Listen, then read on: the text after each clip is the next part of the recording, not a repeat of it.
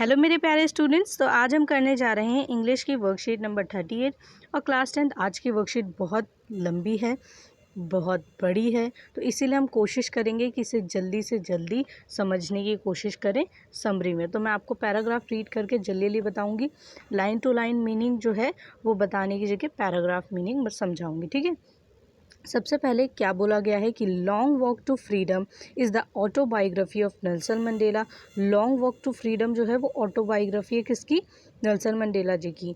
Who was the former south African president, जो कि south Africa के क्या थे? प्रेसिडेंट थे, ठीक है। This chapter is the extract from the long walk of freedom. तो ये जो चैप्टर है जो आप पढ़ रहे हैं ये एक एक्सट्रैक्ट है लॉन्ग वॉक ऑफ फ्रीडम। मतलब एक बुक में से समझ लीजिए एक चैप्टर बना के आपको दे दिया गया है, ठीक है। एक पार्ट दे दिया गया है जो आप अपने चैप्टर के रूप में पढ़ रहे हैं, ठीक है।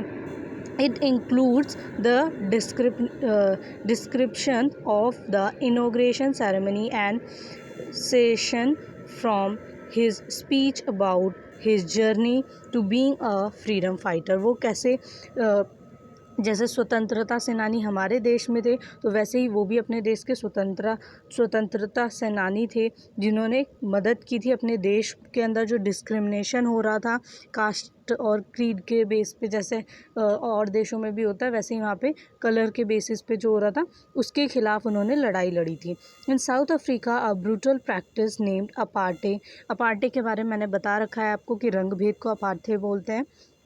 तो यहाँ पे यही बोला गया है कि एक तरीके से जो अपार्टे रंग भेद था उसको लेके was very popular in those days. उन दिनों में वो बहुत फेमस था कि रंग भेद इतना किया जाता था कि जो डार्क पीपल थे और जो वाइट पीपल थे वो आसानी से देखा जा सकता था कि उनका रहने का तरीका, उनके साथ बिहेव करने का तरीका, ये सब बहुत ईजिली देख के समझा जा सकता था कि कितना डिफरेंस होता था। आजकल नहीं है लेकिन पहले ये था। It was one of the most brutal societies in which dark-skinned people were deprived of their basic rights। तो यहाँ पे क्या किया जाता था, एक तरीके से जो डार्क स्किन पीपल थे उनको बहुत बुरी तरीके से सोसाइटी का एक मतलब पिछड़ा हिस्सा बना के छोड़ दिया गया था। ना उनकी कोई रिस्पेक्ट होती थी और उन्हें जो है दबाया जाता था, हर चीज़ से उन्हें पीछे रखा जाता था, उनके हक भी जो है छीन लिए जाते थे। तो ये सारी चीज़ें उन्होंने बताई हैं। उसके बाद है this lesson gives us an overview of the struggles of Mandela for making the society with no discrimination on the basis of their colour, caste, race, age and gender. तो यहाँ पे ये जो स्टोरी है, ये जो चैप्टर है, ये यही बताने की कोशिश कर रहा है कि कितना स्ट्रगल किया था मंडेला जी ने और उनके साथ उन सभी लोगों ने जिन्होंने डिस्क्रिमिनेशन को हटाया था। किस बेसिस के? Colour, caste, race, age, gender basis पे तो जो डिस्क्रिमिनेशन उनके देश में हो रहा था उसको भी हटाने की कोशिश उन्होंने की थी। और आप अपने देश में भी देख सकते हैं और किसी भी देश में जाएंगे, अगर आपको ऐसा लगता है कि सिर्फ आपके देश में, तो नहीं, आप दुनिया के किसी भी कंट्री में चले जाइए, आपको हर जगह डिस्क्रिमिनेशन देखने को मिलेगा, जो कि आज के वक्त में शायद थोड़ा कम हो गया, लेकिन पहले के वक्त में अगर उनकी हिस्ट्री जानेंगे तो पता चलेगा कि भारत की तरह और भी कई ऐसे देश हैं, बहुत सारे देश हैं जहाँ पे डिस्क्रिमिनेशन होता था। बेसिक आप कह सकते हैं कि किसी देश में कास्ट पे, किसी में क्रीड को लेके, किसी में रिलीजन को, किसी में कलर को लेके, लेकिन डिस्क्रिमिनेशन होता था, ठीक है। लेकिन अब हम कोशिश कर रहे हैं कि उससे बाहर आएँ, ठीक है। इसीलिए एजुकेशन बोला जाता है कि ज़रूरी है कि उसके बेसिस से हम ये समझ जाते हैं कि हर किसी की वैल्यू हमारी सोसाइटी में बहुत है। उसके बाद जो फर्स्ट पैरा दिया है वो है in life every man has twin obligation. एक इंसान की लाइफ में हमेशा दो ऑब्लिगेशंस होती हैं। ऑब्लिगेशंस का मतलब होता है कर्तव्य, ठीक है, मतलब उसकी जिम्मेदारियाँ। Obligation to his family, to his parents, to his wife and children. पहली ऑब्लिगेशन ये होती है कि वो अपने परिवार, ठीक है, अपने मतलब हिज फैमिली, हिज पेरेंट्स, उसके अपने माँ बाप, अपनी wife, to his wife and children, ठीक है। पहला कर्तव्य इनकी तरफ होता है। और and he has an obligation to his people, his community, his country. और दूसरा ऑब्लिगेशन जो होता है वो ये होता है कि वो अपने सोसाइटी, अपनी कम्युनिटी, अपने लोग, ठीक है, और जो कंट्री है, देश, मतलब अपने लोग मतलब कौन होता है, नेबरहुड, जो आपके आसपास रहते हैं। कम्युनिटी मतलब जहाँ पे जिस कम्युनिटी से आप बने हैं, ठीक है, जो आपकी कंट्री है वो, इन सारी चीज़ों की यहाँ बात हो रही है। तो एक कर्तव्य होता है कि अपने परिवार को संभालना, दूसरा कर्तव्य होता है कि अपने देश को संभालना, ठीक है। तो ये बताया गया है यहाँ पे। उसके बाद है in a civil and a human society each man is able to fulfil those obligations according to his own inclinations and abilities. तो यहाँ पे वो क्या कहते हैं कि एक जो नागरिक है, ठीक है, एक ह्यूमन है सोसाइटी में, तो हर ह्यूमन इस लायक है कि वो अपनी जो भी उसकी जिम्मेदारियां ऑब्लिगेशंस है, ठीक है, उन्हें फुलफ़िल कर सके according to own inclination and abilities. मतलब ऐसा नहीं है कि हर व्यक्ति जो है वो जाके लीडर बन जाए देश का तो ही वो अपनी ज़िम्मेदारी पूरा कर रहा है, नहीं। अगर आप टीचर हैं तो भी आप जो है अपनी देश के लिए अपनी ज़िम्मेदारी पूरी कर रहे हैं, ठीक है, एक अच्छे टीचर हैं। और अगर आप एक अच्छे बिजनेसमैन हैं, ठीक है, आप अपने देश को प्रॉफिट दे रहे हैं, तो भी आप एक बहुत अच्छे जो है बिजनेसमैन के साथ अपने देश की जो है एक तरीके से ऑब्लिगेशन जो है आपका, मतलब आपका कर्तव्य है जो देश के लिए, वो भी आप पूरा कर रहे हैं। तो यहाँ पे ये इंपॉर्टेंट चीज़ है कि ज़रूरी नहीं है आप किसी बड़ी पोजीशन पे हो, आपके छोटे छोटे काम भी जो हैं आपके देश के लिए बहुत ज़रूरी होते हैं। ओके। उसके बाद बोला गया है but in a country like south Africa it was almost impossible for a man of my birth and color to fulfill both of those obligations. In South Africa, men of color who attempt to live as a human being were punished and isolated. यहाँ वो बोलते हैं कि यहाँ तक तो ठीक है कि एक व्यक्ति को अपने कर्तव्य अपने देश के लिए जैसे भी वो जिस लायक भी है वो कोशिश करता है अपनी तरफ से पूरी करने की, मगर साउथ अफ्रीका में, ठीक है, लेकिन साउथ अफ्रीका में क्या हुआ कि ये बहुत मुश्किल हो गया था उस वक्त में कि किसी की जन्म के आधार पे और किसी के रंग के आधार पे उसके कर्तव्य निर्धारित कर दिए जाते थे। मतलब क्या होता था कि ये बता दिया जाता था कि तुम्हारा कलर जो है वो डार्क है तो तुम सोसाइटी के बाहर हो, तुम अपने देश के लिए कुछ नहीं कर सकते।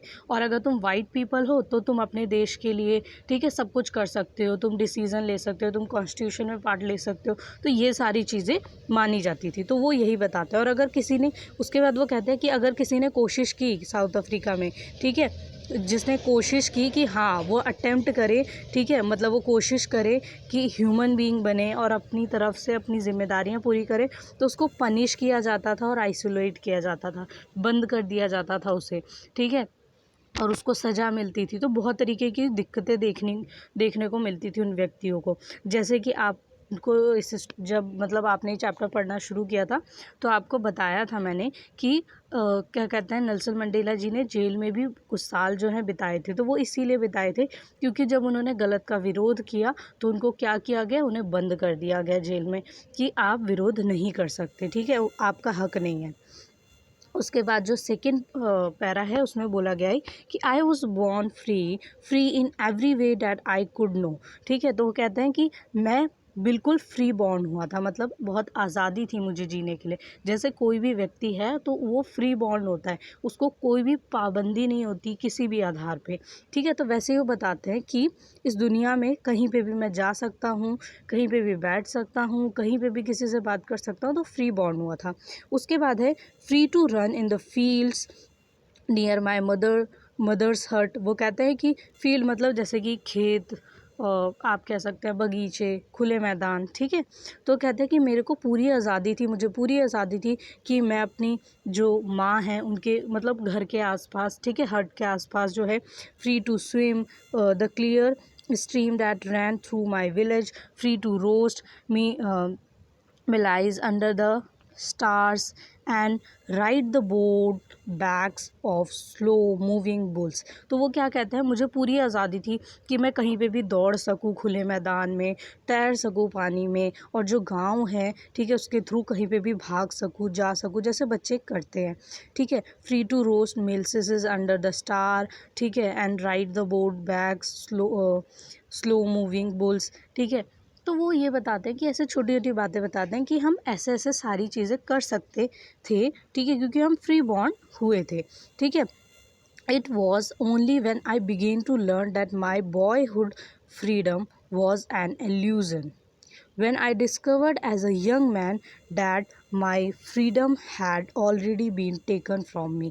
तब वो क्या कहता है कि जब मैं बॉयहुड मतलब जब वो उनके बचपन के दिन थे, जब वो एक छोटे से लड़के थे, ठीक है, जैसे कह सकते हैं कि आप 13-14 साल तक के लड़के जो हैं, ठीक है, एक छोटी उम्र में होते हैं। तो क्या होता है कि हाँ, उस एज तक आप जो है एक उस ज़िंदगी में जी रहे होते हैं जो बस आपके परिवार की, आपके दोस्तों की होती है, ठीक है। आप दुनिया से बाहर नहीं निकले होते हैं, आप नहीं जानते कि दुनिया में क्या क्या होता है, सिर्फ आप टीवी में देख लेते हैं या फिर सुन लेते हैं, पर आपको असलियत नहीं पता होती। तो यहाँ पे वही बोलते हैं कि उस वक्त मुझे लगता था मैं बिल्कुल फ्री हूँ ज़िंदगी जीने के लिए, मुझे नहीं पता था कहाँ पे क्या होता है।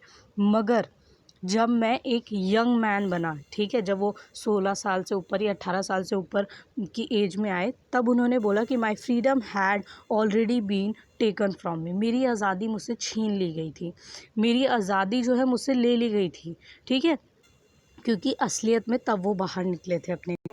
That I began to hunger for it. तो कहते हैं कि जिसके लिए हंगर, एक तरीके से भूख, ठीक है, तो वो यही बताते हैं कि आज़ादी की भूख सबके अंदर होती है, ठीक है, कि आज़ादी से आप कहीं भी बैठो, आराम से कहीं पे भी किसी से बात कर सको। इस बात की आज़ादी तो हर किसी को चाहिए होती है ना। उसके बाद वो बोलते हैं at first as a student, जब मैं स्टूडेंट था, ठीक है, पहली बार जब मैं स्टूडेंट था, I wanted freedom only for my self. मुझे सबसे पहले फ्रीडम खुद के लिए चाहिए था, ठीक है। The transitive freedoms of being able to stay out at night, ठीक है, read what I pleased and go where I choose. वो कहते हैं कि मैं ये चाहता था कि मैं रात को कहीं भी रुक सकूं, इस बात की आज़ादी चाहता था, इस बात की आज़ादी चाहता था कि मैं जो है वो पढ़ सकूं जो मैं चाहता हूं, ठीक है। आप भी एक स्टूडेंट हैं, आपको जो तरीका पसंद आएगा आप उस तरीके से पढ़ना पसंद करेंगे, लेकिन अगर कोई आपसे कहे कि नहीं, तुम्हें इसी टीचर से और इन्हीं के तरीके से पढ़ना है, तो आपको शायद वो बात पसंद ना आए, क्योंकि हर किसी का तरीका अलग होता है।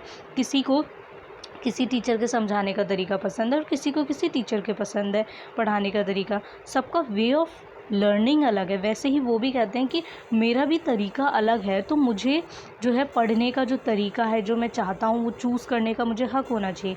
Letter as a young man in Johannesburg I yearned for the basic of honourable freedom of achieving my potential, of earning my keep, of marrying and having a family, the freedom not be obstructed in a lawful life। फिर वो बोलते हैं कि आई यीन for the basic and honourable freedoms.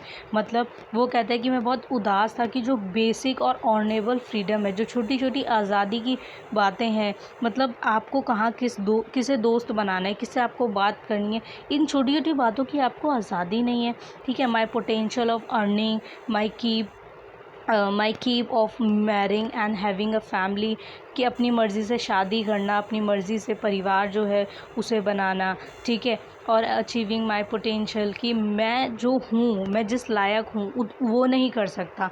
अगर आप इस लायक हैं कि आप जो है आप एयरनॉट बनना चाहते हैं, लेकिन आपको कह दिया जाए कि नहीं, तुम्हें एयरनॉट बनना ही नहीं है, तुम बन सकते हो पर तुम बनोगे नहीं, ठीक है। क्यों? क्योंकि तुम्हारा कलर डार्क है, तो आपको कितना बुरा लगेगा ना। वैसे ही उन्हें भी बुरा लगता था। क्यों? क्योंकि उनको एक तरीके से रोक दिया जाता था। तो वो यही बोलते हैं कि the freedom not be obstructed in a lawful life, ठीक है, कि आज़ादी जो है वो होनी चाहिए, लेकिन अगर आज़ादी नहीं मिलती है आपको, तो एक तरीके से वो ऑब्स्ट्रकल बन जाता है, एक तरीके से आपका जो है रुकावट बन जाती है, ठीक है, ज़िंदगी में एक अच्छी लाइफ होने के लिए।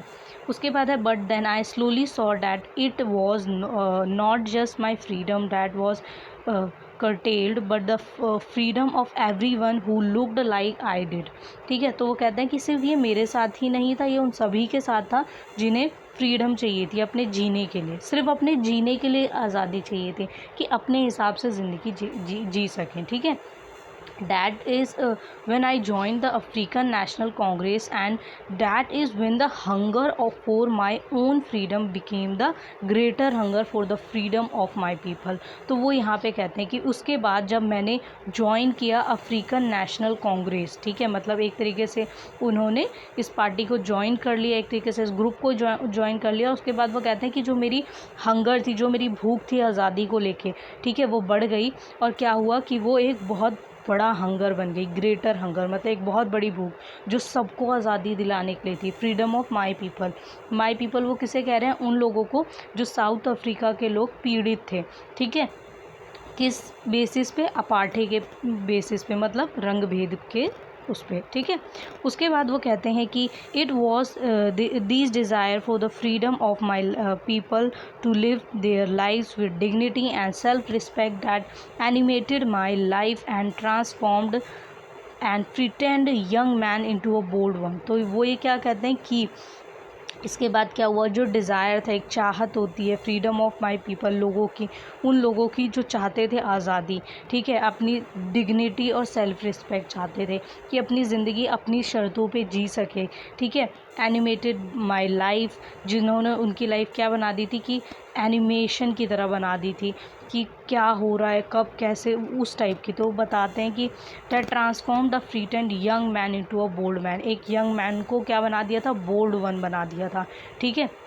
बोल्ड आपको पता है कि जो किसी बात से डरता नहीं है, हर चीज़ की झिझक निकल जाती है, उसे बस जो है कर्तव्य अपना एक तरीके से पूरा करना है, तो वो चीज़ बताते हैं, ठीक है। That drove a law abiding attorney to became a criminal that turned a family loving husband into a man without a home and forced a life loving man to live like a monk, ठीक है। तो वो कहते हैं कि वो बिल्कुल कैसे रहने लगे थे कि एक फैमिली होती है जहाँ पे लविंग हस्बैंड, ठीक है, मतलब माँ बाप हैं, बच्चे हैं, वाइफ है, ये सारे लोग हैं, लेकिन वो कैसे रहने लगा था? एक मॉन्क की तरह रहने लगा था, ठीक है। I am no more virtuous or self-sacrificing than the next man, but I found that I could not even enjoy the poor and limited freedoms I was allowed when I knew my people were not free. Freedom is indivisible. The chains on any one of my people were the chains on all of them. The chains of all my people were the chains on me. I knew that the oppressors must be liberated just as surely as the oppressed. A man who take away another man's freedom is a prisoner of hatred. He is locked behind the bars of prejudice and narrow mindedness, the oppressed and the oppressed alike and robbed of their humanity. तो क्या कहते हैं? वो कहते हैं यहाँ पे कि एक तरीके से जो है वो जब अपने लोगों को आज़ादी दिला देंगे, ठीक है, अगर वो सेक्रीफाइस कर रहे हैं और अपने देश के लोगों को, ठीक है, उन लोगों को आज़ादी दिला देंगे तो उनके लिए वो आज़ादी बहुत ज़रूरी है, ठीक है, जो वो दिलवाने की कोशिश करेंगे। फ्रीडम इज़ इंडिविजुअल, हर किसी का फ्रीडम क्या होता है? इंडिविजुअल होता है। और ये जो चेन है, ठीक है, ये क्या है? The chain any one of my people were the chain of on all of them, ठीक है। एक चेन जो है वो शुरू होती है और वो एक से दूसरे तक, फिर दूसरे से तीसरे तक, और ऐसे ही जो है वो कहते हैं कि ये चेन बन के एक से दूसरे को और दूसरे से तीसरे को जोड़ते जोड़ते मुझ तक पहुंचती है, ठीक है। उसके बाद एंड में वो क्या कहते हैं? वो एंड में कहते हैं कि जो a man who takes away another man's freedom, वो इंसान जो किसी और की आज़ादी को छीन लेता है, ठीक है, is a prisoner of hatred. वो नफ़रत का मतलब एक तरीके से आप कह सकते हैं कि जो किसी को बंदी बनाता है, ठीक है, तो किसी बुरे इंटेंशन से बंदी बनाता है, तो वो व्यक्ति कैसा होता है? वो एक तरीके से बहुत बुरा व्यक्ति होता है, ठीक है, जिसे लोग नफ़रत करते हैं। He is locked behind the bars of prejudice and narrow mindedness, ठीक है। तो यहाँ पे वो कहते हैं कि उसकी सोच कितनी बुरी होगी, ठीक है, कितनी नैरो माइंड सोच होगी उसकी। The oppressed and the oppressor alike are robbed of their humanity. वो कहते हैं कि यहाँ पे ह्यूमैनिटी जो है, मानवता, उसका अंत होता है एक तरीके से। हाँ, जो मानवता है उसे कैद कर लिया जाता है, ठीक है, और उसको एक तरीके से चुरा लिया जाता है, रॉब्ड कर लिया जाता है, मीन्स चुरा लिया जाता है, ठीक है। मानवता की जो इम्पोर्टेंस है उसको ख़त्म कर दिया जाता है। तो उसके बाद जो आपको यहाँ पे ये सभी क्वेश्चन आंसर दिए गए हैं, ये आंसर्स के साथ मैं क्वेश्चंस को भी समझाऊंगी। तो आ जाते हैं स्लाइड पर। तो पहला क्वेश्चन देख लेते हैं कि क्या है। फर्स्ट क्वेश्चन है, what are the obligations that every man has in life. किसी भी व्यक्ति की ज़िंदगी में ऑब्लिगेशंस क्या क्या होती हैं, ठीक है। तो कर्तव्य, क्या क्या कर्तव्य होते हैं। पहला जो आपका पहले क्वेश्चन का आंसर है वो है the two obligations according to Nelson Mandela that every man have in life are, one, obligation is towards his family, parents, wife and children.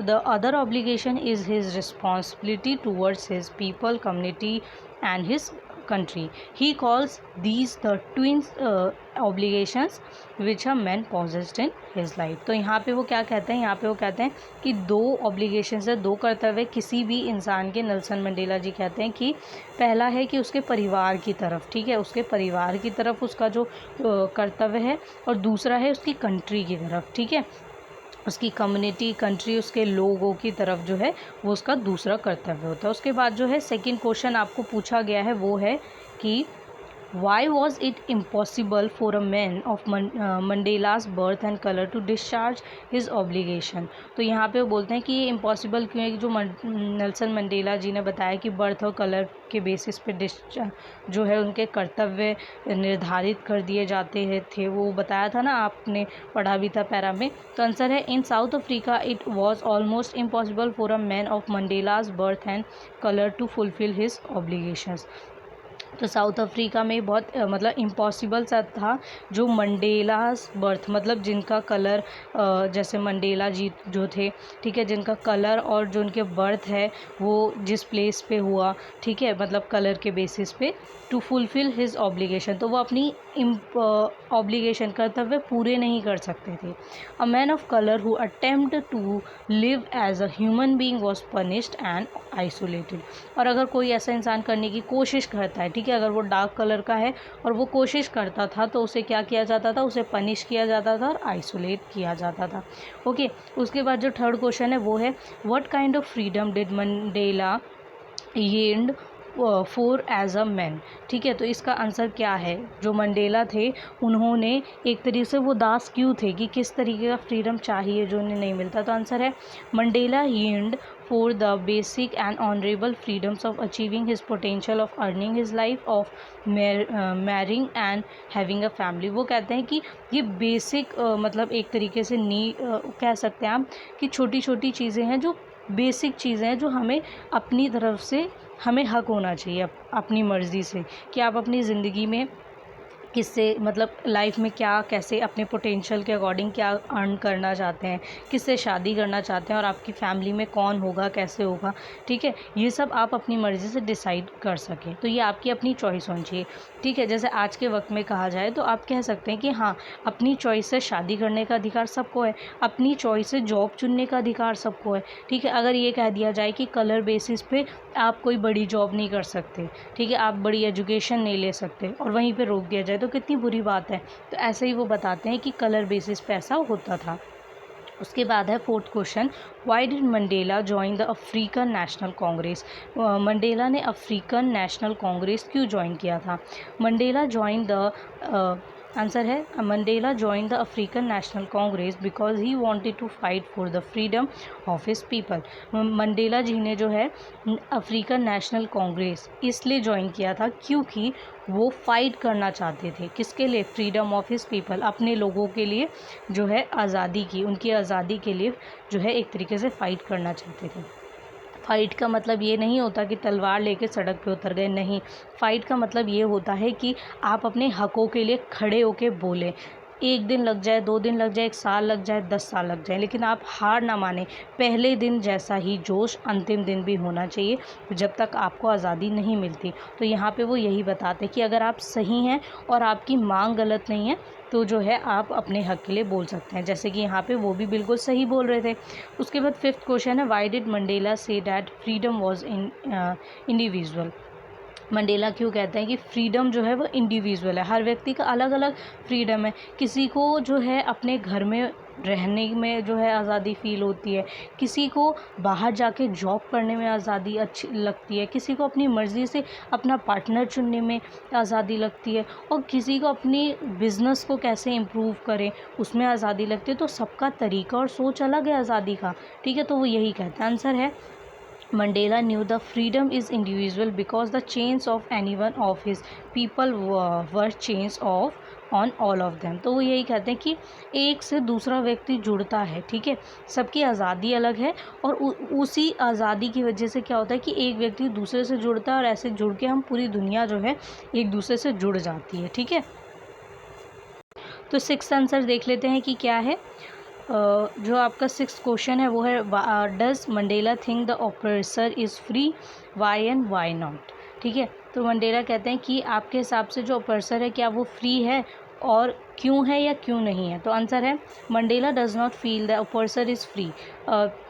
Mandela कहते हैं ओपर्सन मतलब जो पीड़ित जिस पे उत्पीड़न किया जा रहा है, जिसे परेशान किया जा रहा है, ठीक है, तो वो फ्री नहीं है। Because according to him an oppressor is a prisoner of hatred.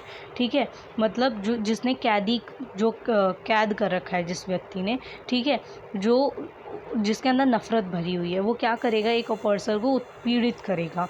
Who is lock behind the bars of prejudice and narrow-mindedness, he feels that both the oppressor and oppressed are robbed of their humanity। तो वो कहते हैं कि यहाँ पे क्या होता है कि उन्हें महसूस होता है कि जो ऑपर्सर और ऑप्रेस्ड है दोनों ही रॉब मतलब उनसे जो है ह्यूमैनिटी, जो मानवता है एक तरीके से उनसे छीन ली गई है, तभी तो उनके साथ ऐसा निर्दयी व्यवहार किया जा रहा है प्रिजनर के द्वारा। ठीक है, तो मतलब आपको जैसे जेल में कैद कर दिया जाए तो जो कैदी है उसके ऊपर एक तरीके से जो है उत्पीड़न किया जाएगा, मतलब उसे परेशान किया जाएगा, मारा जाएगा, पीटा जाएगा। तो वो सारा क्या है, एक तरीके से जो नफ़रत भरी है उस व्यक्ति में जो उन लोगों को मार रहा है, ठीक है, वो ही यहाँ पे बताने की कोशिश करें कि वो फ्री नहीं है। फ्री कैसे हो सकता है जब उसे इतना परेशान किया जा रहा है। तो उसके बाद जो सेवन्थ क्वेश्चन है वो है find the word from the passage which means. आपको यहाँ पे जो वर्ड्स हैं दिए गए हैं, ठीक है, आपके पैराग्राफ्स में, उसके अकॉर्डिंग आपको मीनिंग बताना है। तो फर्स्ट है ड्यूटी। ड्यूटी का मतलब क्या होता है, ऑब्लिगेशन। ठीक है, मैंने आपको बताया ना, कर्तव्य। कर्तव्य मतलब भी और ड्यूटी मतलब दोनों का मतलब क्या होता है, कर्तव्य। तो ये सिमिलर मीनिंग है। उसके बाद है तो जो दूसरा है वो है टेंडेंसी। टेंडेंसी का मतलब क्या होता है, टेंडेंसी का मतलब होता है कि प्रवृत्ति। ठीक है, एक तरीके से मतलब जो सोचने का तरीका होता है, तो या फिर जो व्यवहार है उस तरीके से। तो इसका मीनिंग इंक्लिनेशन होगा। ठीक है, उसके बाद जो थर्ड है टेम्परेरी। टेम्परेरी मतलब कि कुछ वक्त के लिए, जो हमेशा के लिए नहीं होता। उसका सेम मीनिंग ट्रांजिटरी। ट्रांजिटरी का मतलब भी यही होता है। उसके बाद है अनरियलिटी। अनरियलिटी जो सच ना हो। ठीक है, इल्यूज़न। इल्यूज़न मतलब भी सच नहीं होता। आप बस सोचते हैं कि ऐसा होगा या फिर ऐसा अगर होता तो क्या होता। ठीक है, उसके बाद है ई राइटियस या वर्चुअस। इनका मीनिंग होता है कि एक तरीके से न्याय, ठीक है, या फिर नेक व्यक्ति, सच्चा। ठीक है, जहाँ पे सही की बात होती है। ठीक है, उसके बाद जो एफ है उसमें क्या बोला गया है कि प्री कंसीव्ड आइडिया, मतलब प्री जुडिस। इसका मतलब होता है कि पक्षपात, एक तरीके से कि किसी के साथ न्याय ना होना। ठीक है, उसके बाद जो सेकंड है वो है आपका जो मतलब नेक्स्ट क्वेश्चन है वो है 8th क्वेश्चन। इसमें आपको पूरी स्पीच लिखनी है। तो आपका ही अलग से क्वेश्चन है, इसीलिए आपका जो आज का वर्कशीट है, आज की वर्कशीट वो बड़ी हो गई है कि इन ग्रुप्स ओवर द फ़ोन। आपका जो स्कूल का ग्रुप है उसमें ओवर द फ़ोन, अपने फ़ोन पर, discuss the issue suggested in the box. ठीक है, आपको बॉक्स में जो ये पॉइंट्स दिए गए हैं इन्हें आपको क्या करना है, इन्हें आपको जो है डिस्कस करना है। And prepare a speech on following topic. और आपको एक स्पीच तैयार करनी है इस टॉपिक पे। ठीक है, तो आप देखेंगे कि आपको इस टॉपिक पे स्पीच तैयार करनी है और ये जो आपको वर्ड्स दिए हैं इन पे आपको डिस्कस करना है। ठीक है, इस स्पीच के अंदर। तो सबसे पहले मैंने शुरुआत की अकॉर्डिंग टू स्पीच। अगर आप स्पीच दे रहे हैं या सुन रहे हैं तो शुरुआत आप किससे करेंगे, अगर आप मॉर्निंग में दे रहे हैं, स्कूल ग्रुप है, तो ऑफ कोर्स गुड मॉर्निंग से। तो जब आप शुरुआत करेंगे तो कैसे करेंगे, गुड मॉर्निंग एवरीवन। ठीक है, कि सभी को सुप्रभात। Today I am going to talk about true liberty. आज मैं बताने जा रहा हूँ कि ट्रू लिबर्टी क्या होती है। It is absolutely true liberty, मतलब एक तरीके से कह रहे हैं इट इज़ एब्सोल्युटली ट्रू, ये बिल्कुल सच है। Liberty is freedom from poverty. Liberty क्या है, स्वतंत्रता क्या है, एक तरीके से पूरी तरीके से आज़ादी हो पॉवर्टी से, गरीबी से, deprivation and all form of discrimination. किसी भी तरीके से जो भेदभाव है, लाचारी है, इन सारी चीज़ों से आज़ादी हो। ठीक है, उसको हम कह सकते हैं कि हाँ, हम स्वतंत्र हैं। True liberty surrounds all types of freedom such as political, social, constitutional, economic and all other aspects of life. यहाँ आप बोलेंगे कि ट्रू लिबर्टी क्या है, जो कि घिरी हुई हो पूरी तरीके से आज़ादी हो, जिन किन चीज़ों की, पॉलिटिकली, ठीक है, मतलब राजनैतिक रूप से, सोशल, ठीक है, समाज में, कॉन्स्टिट्यूशनल मतलब जो आपके अधिकार होते हैं, आपके ह्यूमन राइट्स होते हैं, इकोनॉमिक मतलब पैसे जो आपके मतलब एक तरीके से आप कह सकते हैं कि आपकी आर्थिक स्थिति, and other aspects of life, और ज़िंदगी के जो और आस्पेक्ट्स हैं उन सभी में आपको जीने के लिए आज़ादी हो, उसी को हम ट्रू लिबर्टी कहते हैं। ठीक है, उसके बाद है पोवर्टी। अब अगर आप ध्यान से देखो तो आपको यहाँ पे पहले जो पॉइंट है उसमें कहा गया है causes of poverty and means of overcoming it. तो यहाँ पे आप जो है डायरेक्ट आंसर नहीं लिखेंगे, पहले आपको ये बताना पड़ेगा कि पोवर्टी क्या है। मैं आपको लिखने का तरीका यहाँ पे समझाना चाहती हूँ, क्योंकि बहुत बार क्या होता है कि बच्चों को लिखने का तरीका नहीं पता होता है, और मैंने बहुत सारे ऐसे बच्चों को देखा है, उन्हें नहीं पता होता कि आपको स्पीच कैसे तैयार करनी है, आपको ऐसे कैसे लिखना है, और आप लोग जो हैं बस ऐसे जो है सोचते हैं 2 पेज का है 3 पेज का है लिख दो, पर आपको ये नहीं पता होता कि लिखने का तरीका क्या है। तो यहाँ पर आप तरीका सीखेंगे। ठीक है, सबसे पहले आपको पोवर्टी के बारे में कॉजेज़ बताने और कैसे उससे बाहर आए ये बताना है, लेकिन उससे भी पहले ये आपको कहा नहीं जाएगा पर आपको बताना पड़ेगा कि पोवर्टी क्या है। तो poverty is a lack of basic needs of life for a person. Poverty क्या है कि लोगों के जो लाइफ में है वो बेसिक नीड, जो मूल ज़रूरतें हैं, छोटी छोटी ज़रूरतें, उनकी कमी होती है। ठीक है, किसी भी इंसान की लाइफ में, तब वो पोवर्टी जो है उसका शिकार होता है।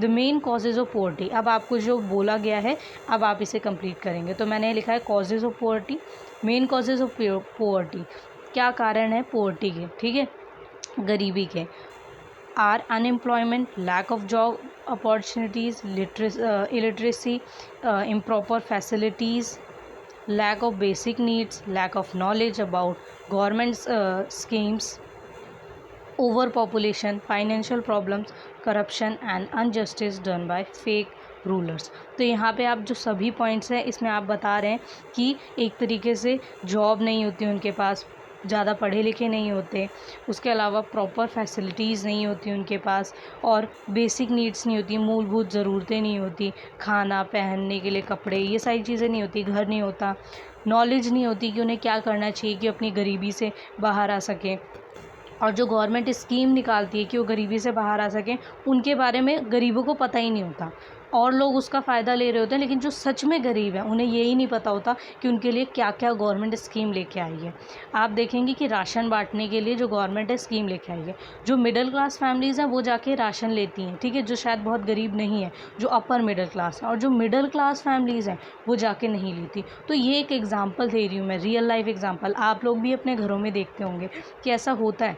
जो लोग खरीद के खा सकते हैं वो जाके राशन की दुकानों पे खड़े होते हैं, और जो नहीं खा सकते, जिनके पास पैसे नहीं है, उनको पता भी नहीं होता, ना उनके राशन कार्ड बनते हैं कभी।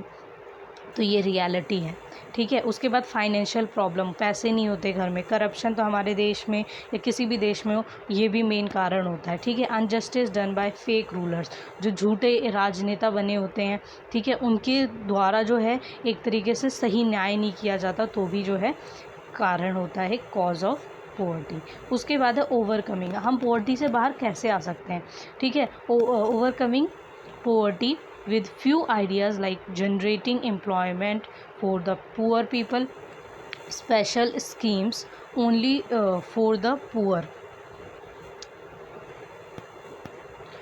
for the poor, providing basic facilities to them, giving a bit financial support and free education and healthy facilities to the poor। तो यहाँ पे आप कह सकते हैं कि जो गरीब है, सिर्फ गरीब की बात हो रही है कि उनके लिए कहा जाए कि उन्हें एम्प्लॉयमेंट दिया जाए, ठीक है, मतलब काम दिया जाए, छोटे मोटे काम, बड़े काम, जो भी वो कर सकते हैं उनके अकॉर्डिंग उन्हें दिया जाए, स्पेशल स्कीम्स निकाली जाएँ उनके लिए, ठीक है, नई नई जो है एक तरीके से पॉलिसीज़ निकाली जाएँ जो उनको हेल्प करे। उसके बाद है providing basic facilities to them, और उनको बेसिक फैसिलिटी प्रोवाइड की जाए, जो उनकी मूलभूत ज़रूरतें हैं, पानी, बिजली, घर, ठीक है, खाने के लिए खाना, राशन, ऐसी छोटी छोटी चीज़ उन्हें मिल जाए। Giving a bit financial support, और थोड़े पैसे में भी उनकी मदद की जाए कि वो एजुकेशन ले सकें, उसके अलावा फाइनेंशियल फैसिलिटीज़ जो है उन्हें मिल सकें। उसके अलावा डिस्क्रिमिनेशन, अब डिस्क्रिमिनेशन जो आपका सेकंड पॉइंट था, अगर आप ध्यान से फिर से पीछे पेज पे आएंगे तो आप देखेंगे कि यहाँ पे क्या टॉपिक था, discrimination based on gender, religion, class and etcetera. तो अगर हम इसे देखें तो सबसे पहले हम डिस्क्रिमिनेशन क्या है ये लिखेंगे, the state of being able to see a difference between two peoples और थिंग। डिस्क्रिमिनेशन का मतलब होता है कि वो सिचुएशन जब कोई भी एक व्यक्ति डिफरेंस बिटवीन मतलब दो लोगों के बीच में या दो चीज़ों के बीच में जब हम देखते हैं कि डिफरेंस किया जाता है, अच्छा ये व्यक्ति जो है इसके पास तो बहुत पैसा है, अच्छा ये व्यक्ति है इसके पास तो बिल्कुल भी पैसे नहीं है, इसके साथ तो बात करना ही बेकार है। तो यहाँ पे आप डिस्क्रिमिनेशन कर रहे होते हैं। अगर आप कह रहे हैं कि इसका कलर बहुत सुंदर है और ये सुंदर नहीं है, तो आप डिस्क्रिमिनेशन कर रहे हैं। तो ये डिस्क्रिमिनेशन करना छोड़ दीजिए अगर आप करते हैं तो, ठीक है। तो यहाँ पे यही बताने की ज़रूरत है। There is a lot of discrimination in our society based on gender, religion, class etcetera. बहुत तरीके के जो डिस्क्रिमिनेशन हमारी सोसाइटी में होते हैं जेंडर को लेके, ठीक है, कि लड़का है या ये लड़की है, लड़के जो है बाहर जा सकते हैं, लड़कियां हैं बाहर नहीं जा सकती। 7 बज गए हैं शाम के, अब इसके बाद नहीं जाओगी बाहर, जाओगी तो किसी के साथ जाओगी, तुम खेलने के लिए नहीं जा सकती, लड़कियां क्रिकेट थोड़ी ना खेलती हैं। तो ऐसी चीज़ें जब सुनने को मिलती हैं तो जेंडर डिस्क्रिमिनेशन हो जाता है। उसके बाद है रिलीजन धर्म के आधार पे होता है कि ये हमारा धर्म है, ये तुम्हारा धर्म है, ठीक है। धर्म के आधार पे एक दूसरे को हम बांट देते हैं, ये भी नहीं देखते कि हम उन्हीं दोस्तों के साथ बैठ के एक थाली में खाना खाया करते थे, ठीक है, और उन्हीं के साथ आज हम लड़ रहे हैं, क्यों? रिलीजन के बेस पे। उसके बाद है क्लास, कि तुम ऊंचे हो हम नीचे हैं, गरीब हो अमीर हो, ये क्लास के बेसिस पे। तो ये डिस्क्रिमिनेशन नहीं होना चाहिए। Male domination, jealousy, differences in society, exploitation of human rights and government policy to name a few, ठीक है। तो कुछ ऐसी चीज़ें हैं जैसे कि मेल डोमिनेशन हो गया, जेलसी, ये सारी चीज़ें हैं डिस्क्रिमिनेशन का कारण। The rich exploit the poor, जो अमीर होते हैं वो गरीबों का क्या करते हैं? शोषण करते हैं। And women live at the mercy of man, और वुमेन कैसे रहती है? जो पुरुष कहेंगे वही मान के चलना है, उसके अलावा वो अपनी सोच के नहीं कह सकती। क्यों नहीं कह सकती? क्योंकि वो वुमेन है, बस, ठीक है। उसके बाद है discrimination based on gender, religion, class should be put on a hard. तो डिस्क्रिमिनेशन क्या है? ये इसी वजह से है कि हमें लगता है कि हम कभी डिस्क्रिमिनेशन नहीं करते, पर रियलिटी है कि हर व्यक्ति अपने जीवन में कहीं ना कहीं, कभी ना कभी, किसी ना किसी के साथ डिस्क्रिमिनेशन करता ही है।